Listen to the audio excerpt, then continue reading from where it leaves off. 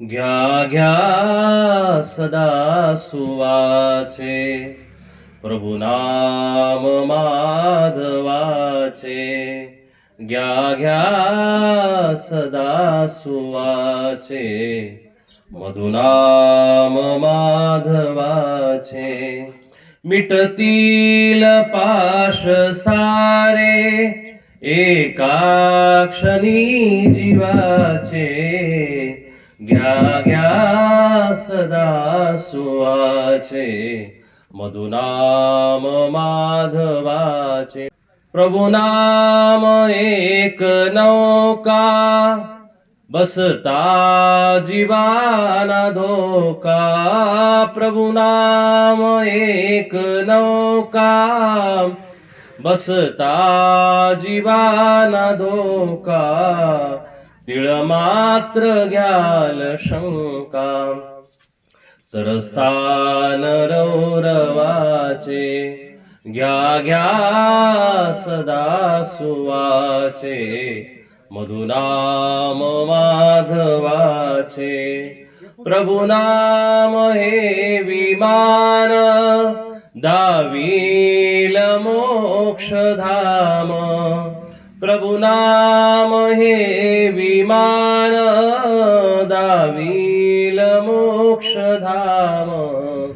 तेथे मिळेल श्याम, ते हृदय यादवाचे. घ्या घ्या सदा सुवाचे, मधुनाम माधवाचे. प्रभु नाम माधवाचे. वसुदेव सुतं देवं कंसचानूरमर्दनं, देवकी परमानंदं कृष्णं वंदे जगद्गुरुं. सर्वोपनिषदो गाओ दुग्धा गोपाल नंदन, पार्थो वत्स सुधीर्भुक्ता दुग्धम गीतामृतं महत्. एकं शास्त्रं देवकी पुत्रगीत, मेको देवो देवकी पुत्रयो.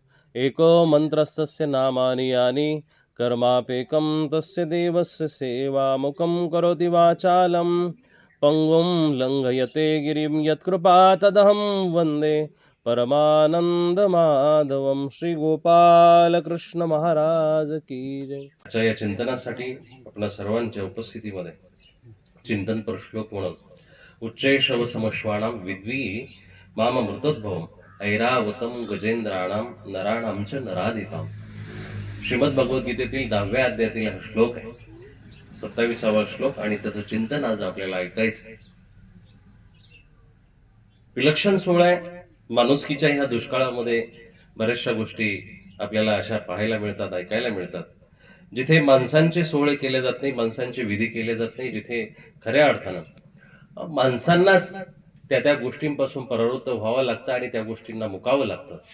परंतु एखादा फक्त योनिरूपी जनावर परंतु मनुष्याची सर्वच भाषा जाणणारा असा एखादा प्राणी आपल्या कुटुंबामध्ये येतो, असा एखादा प्राणी आपल्या परिवारामध्ये येतो.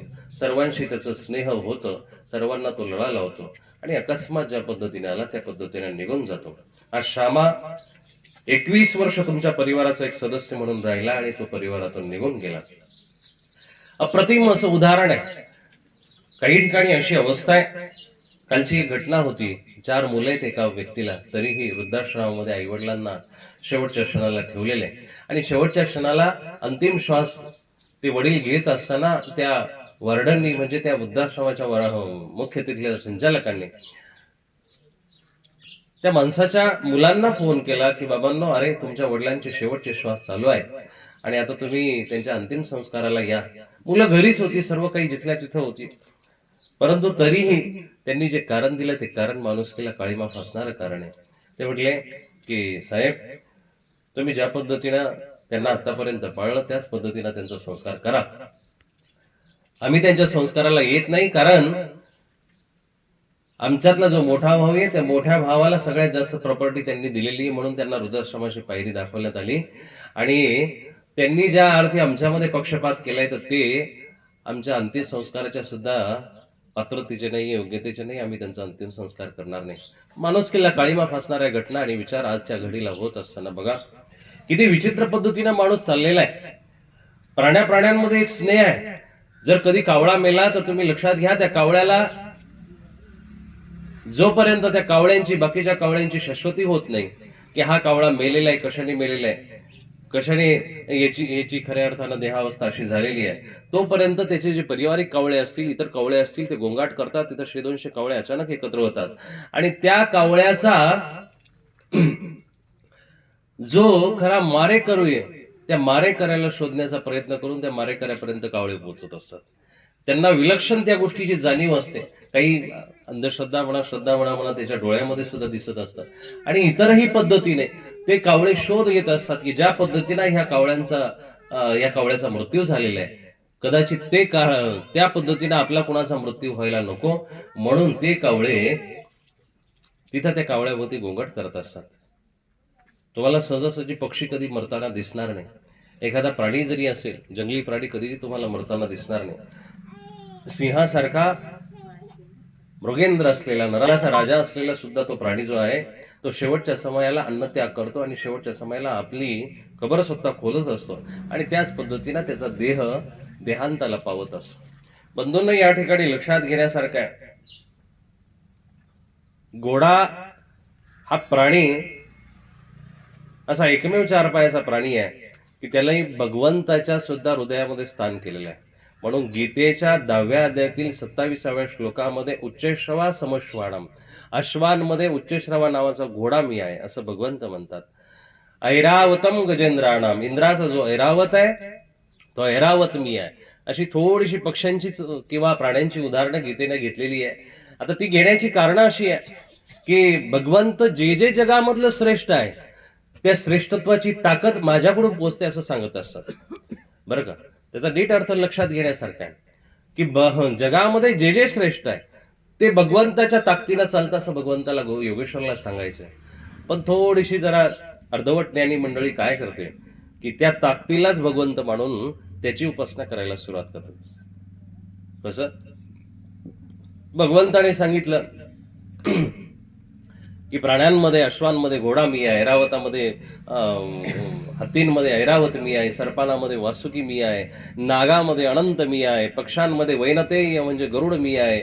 असे भगवंताची बरीचशी अशी उदाहरणं आहेत की त्या उदाहरणानुसार भगवंतांनी त्या विभूती सत्ता सांगितलेल्या आहेत.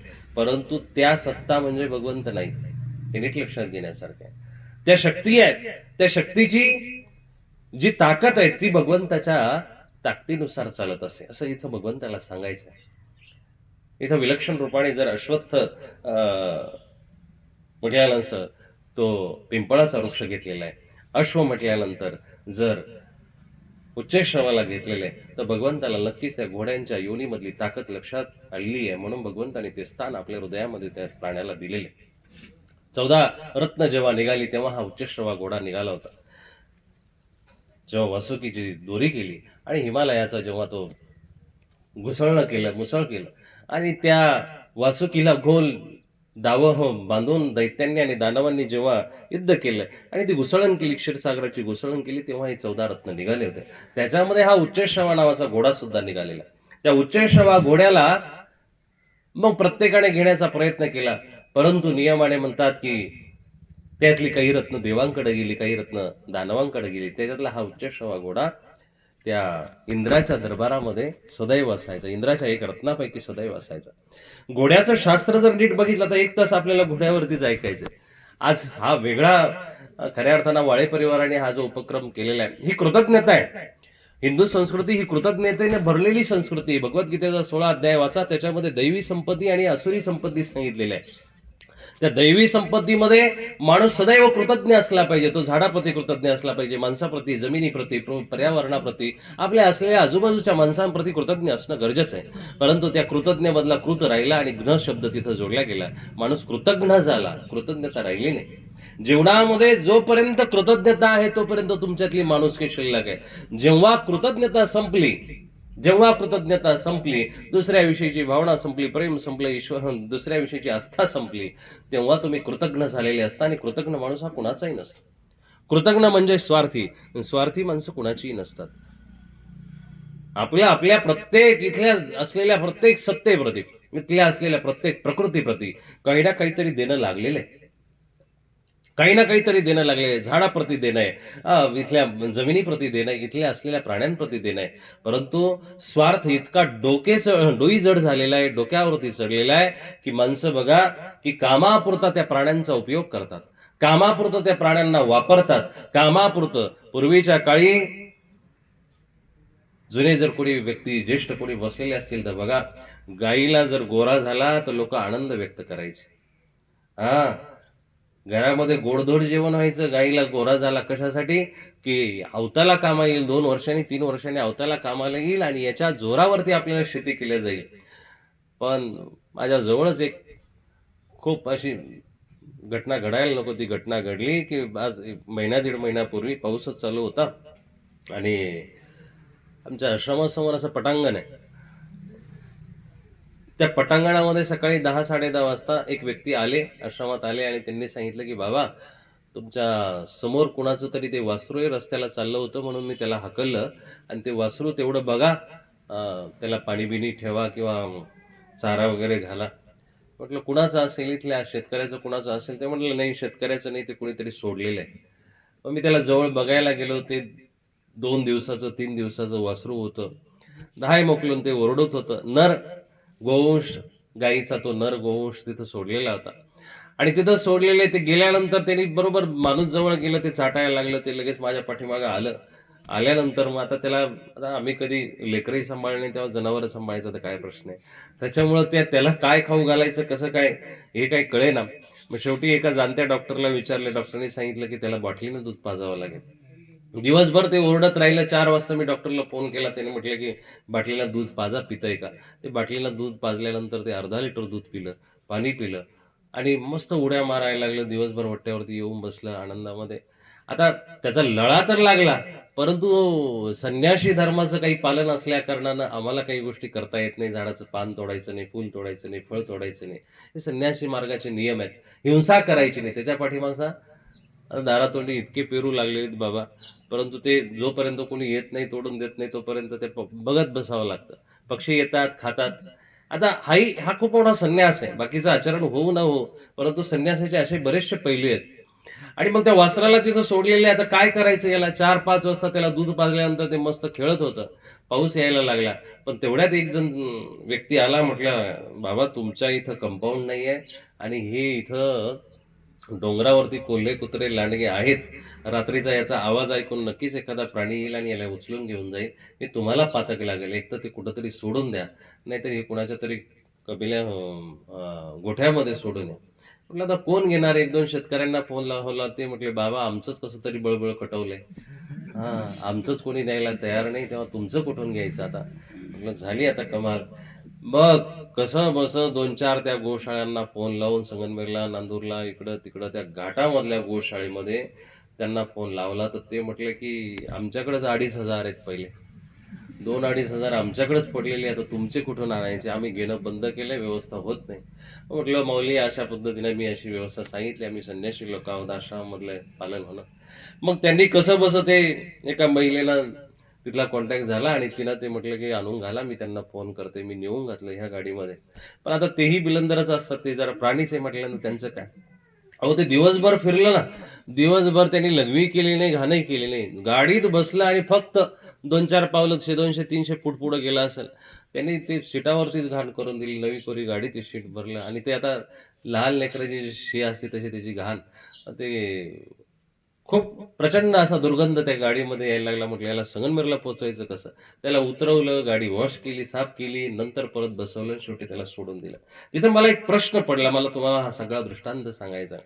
विचार करा, की ती गाय जेव्हा त्या वासराला जन्म देते, नर असो किंवा मादा असो, गाई असो किंवा घोडा असो, 15 दिवस, 20 दिवस ते वासरू दूध पित असतं. पाजलं तर महिना, दीड महिनाही पिईल. परंतु 15 ते 20 दिवसामध्ये त्याला दात फुटतात. आणि दात फुटल्यानंतर त्याला एक तुम्ही पेंडी जर बांधली, तर ती पेंडी खायला सुरुवात करतं, चारा खायला सुरुवात करतं. जास्तीत जास्त महिनाभर. आता सकाळचं अर्धा लिटर आणि संध्याकाळचं अर्धा लिटर, तर 30 लिटर दूध ते पिणार आहे किंवा 1 लिटर जरी धरलं, तर 60 लिटर दूध ते पिईल. 60 लिटर दूध आजच्या भावाप्रमाणे झालं 6 चोक ₹2400, 2,500चं, 2,000चं धरा, 2,500चं धरा, 3,000चं. जी गाय आपल्याला दररोज 10-10, 20-20 लिटर दररोज एका टायमाची दूध देणार आहे आणि सकाळ संध्याकाळ ती कमीत कमी 7 महिने आपल्याला दूध देणार आहे पाराठी होईपर्यंत. 7 महिन्यापर्यंत ती गाय आपल्याला दूध देणार आहे आणि मग ज्या गायीचा खरा दुधावरती खरा अधिकार ज्या वासराचा आहे, त्या वासराला आपण 1 महिना दूध न पाजावं, इतके आपण निर्दयी आणि इतके आपण कृतघ्न आहोत. इतके आपण दानव, इतके आपण राक्षस. अहो, ज्या ज्या बछड्याचा तुमचं लेकरू जर महिन्या 15 दिवसापासूनच त्या आईपासून हिरावून जर घेतलं, त्या मातेला विचारा तिच्या छातीमध्ये काय वेदना होतात आणि त्या लेकरालाही विचारा की त्याला ते आईचं पोषण नाही मिळाल्यामुळं आयुष्यामध्ये ते कितीही मोठं झालं, 70-80 किलोचं झालं, 100 होतच नाही ते पोरगं, परंतु जरी झालं तरी ते कुपोषितच राहतं. त्याच्या शरीरामध्ये हाडांची म्हणावी तशी वाढ होत नाही. ते मातृतुल्य अमृत त्याला मिळालं नसल्या कारणानं ते कुपोषित राहतं. त्या गायीला तुम्ही पाळताय ठीक आहे, तिला चाराही घालता ठीक आहे, तुझं संगोपन करताय ठीक आहे. अरे पण ज्या अमृतावरती, ज्या चाऱ्यावरती त्या वासराचा अधिकार आहे, त्या वासराला तुम्ही हिरावून घेतलं. विचार करा, आज एका माऊलीचं लेकरू तुम्ही त्या माऊलीपासून हिरावलेलं आहे. तुमच्या लेकरांचं संगोपन होत असताना सुद्धा अशी घटना घडू शकते. तुमच्या लेकरासोबत सुद्धा अशी घटना एखादी होऊ शकते. विचार करा. काही हरकत नाहीये, ठीक आहे, आज त्यांचा उपयोग राहिला नाही.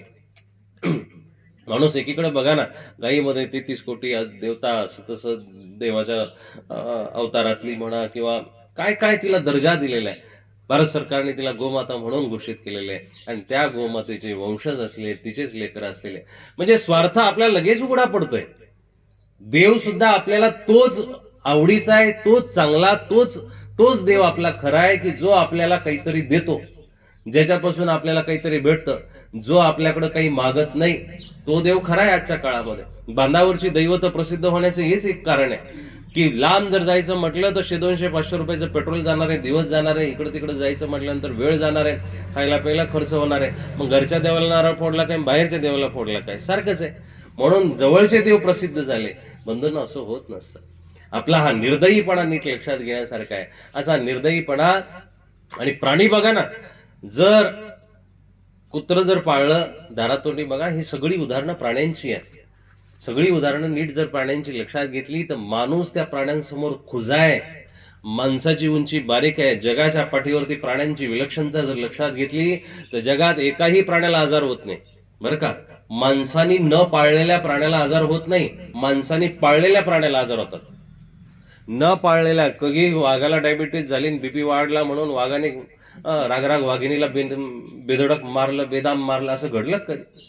असं कधी घडत नाही. उलटी वाघीनच पंजा उकरून त्याच्यावरती बसलेली असते. दुसरे इतरही प्राणी घ्या, कधी सापाला ताप आलेला आहे मग सापाने पॅरासिटामॉलच्या गोळ्या घेतल्या, असं कधी घडत नाही. कधी ते आपल्या आपण ते सगळ्या पक्षी कधी आजारी पडले आणि सकाळी पक्ष्यांचा आवाज आला नाही, असं कधी घडत नाही. म्हणजे काय की माणसाव्यतिरिक्त जे प्राणी आहेत ते निरोगी आहेत. सगळ्यात हुशार योनी माणसाची मानल्या गेली, बरं का. सगळ्यात हुशार योनी माणसाची मानल्या गेली. पण तरीही जगाच्या पाठीवरती जेवढा माणूस दुःखी आहे तेवढी कुठलीच योनी दुःखी नाही आहे. एक लक्षात घ्या. त्याचं कारण म्हणजे काय? त्याचं कारण की याने प्रकृतीमधल्या सगळ्याच व्यवस्थेवरती अत्याचार केले.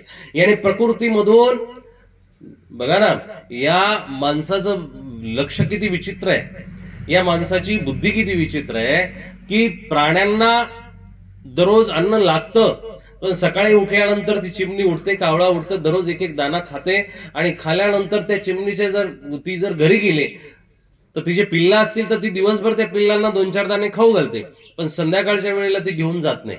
कधी चिमणीचा खोपा जर पाहिला तर त्याच्यामध्ये तुम्हाला मुठभर दाणे, ओंजळभर दाणे सापडणार नाही. कावळ्याचा बघा, चिमणीचा बघा, गरुडाचा बघा, कुठल्याही पक्षाचा बघा, कबुतरांचा बघा, कधी सापडणार. ते त्यांना जेवढं लागतं तेवढं ते घेतात आणि निघून जातात. मनुष्यच एकमेव असा प्राणी आहे की याच्याकडे सगळी ताकद असताना सुद्धा याला वर्षभराची साठवण आवश्यक वाटते. याला 2 वर्षाचं 3 वर्षाचं धान्य पाहिजे घरामध्ये, याला महिन्याभराचा किराणा पाहिजे, याला हप्ताभराचं तेल पाहिजे, याला 2 हप्त्याची साखर पाहिजे, याला सगळं घरामध्ये ऐकतं पाहिजे. आणि मग त्या सगळ्या एका गोष्टीच्या सुखाखातीर त्याला अनेक प्रकारची दुःख लागलेली आहे. पण प्राणी आपल्यापेक्षा हुशार आहेत. कुठल्या प्रशासकीय सेवेमधल्या एखाद्या व्यक्तीला विचारा, जेव्हा एखादा चोर चोरी करून जातो, दरोडा टाकून जातो आणि मग पोलीस येतात, पोलीस तिथं संशोधन करतात, चोर सापडत नाही. मग चोर सापडत नाही, गुन्ह्यामध्ये आता काय करायचं म्हणून त्या सगळ्या पोलीस लोकांसमोर प्रश्न असतो. पण त्यावेळेसच श्वान पथक आणल्या जातं. म्हणजे कुत्र्याला आणल्या जातं.